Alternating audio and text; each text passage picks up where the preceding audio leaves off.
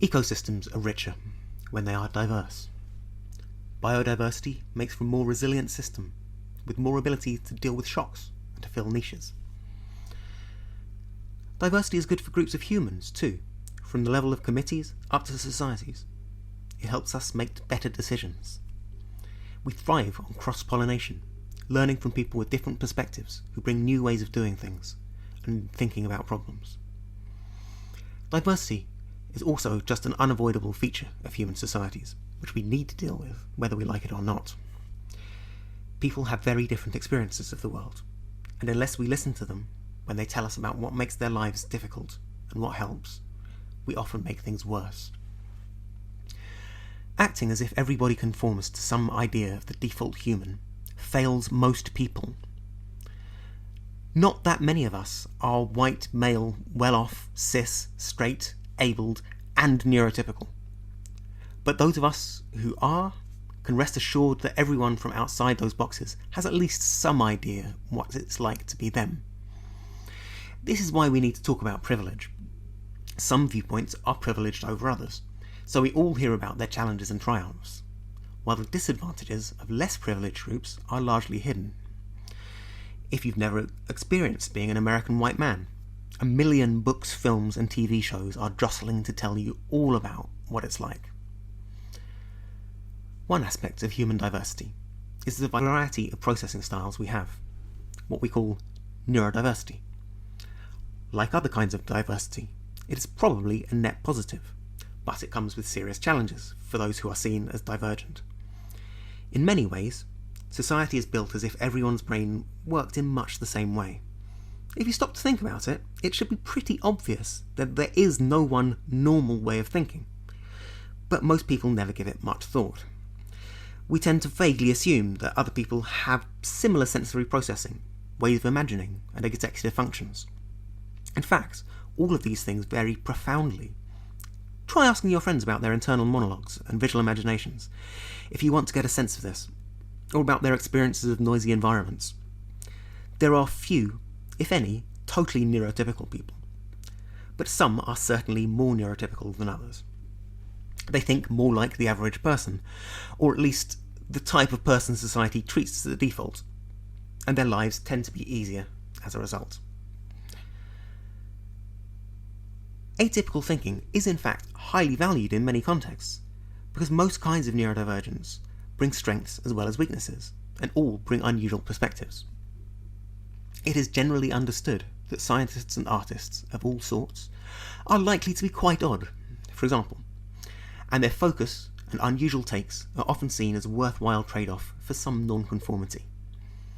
If they are lucky, they may find that the advantages of their divergent thinking outweigh the disadvantages. Still, on the whole, the more typical someone's thinking style is, the more they'll find the world set up to accommodate them. Those whose brains work strikingly different from the norm, neurodivergent people, including autistics, dyslexics, ADHDers, and so on, run into all sorts of invisible barriers, from inaccessible sensory environments to assumptions of incompetence to social exclusion. We regularly run up against people's expectations about how easy or difficult things should be. Either way can make our lives much harder. Everyone has experienced being misjudged or misunderstood at some point in their lives. This is horrible for the person being misjudged, and bad for everyone else, because it means that their strengths are being wasted. Schools and workplaces can be awful places for people who think and experience the world differently from their peers, where such misunderstandings are all too common, and human potential is recklessly squandered. This happens all the time, even to relatively neurotypical people, because most of the population has so little understanding of how differently other people think. Disability, roughly speaking, is the inability to do things that people are normally expected to be able to do. That makes it a mismatch between a person and their environment, their physical and social environment, including other people's expectations. People don't usually think of themselves as disabled unless they are prevented from doing things they want or need to do. It is misleading to suggest that all disability is caused by other people's attitudes and the barriers put in disabled people's way, but it is true that disability can never be disentangled from its social context. In Britain, in 2019, for example, most autistic people are disabled. For the most part, people are only labelled as neurodivergent if they are seen as disabled, although they may not think of themselves as that way. Perhaps some autistic people would be disabled in almost any context, but it's hard to be sure. Social expectations have been very different in different times and places, and sometimes changing someone's environment can make an amazing amount of difference to their ability to function. Either way, the existence of very disabled people is compatible with the idea that neurodiversity is not a bad thing. We can say that we don't want a cure for the processing style that makes us who we are, without saying there is nothing we want to change about ourselves. Everyone has things about them that they'd like to fix or improve, unless they're convinced they're already perfect, in which case I guarantee there are still things that other people would like to fix about them.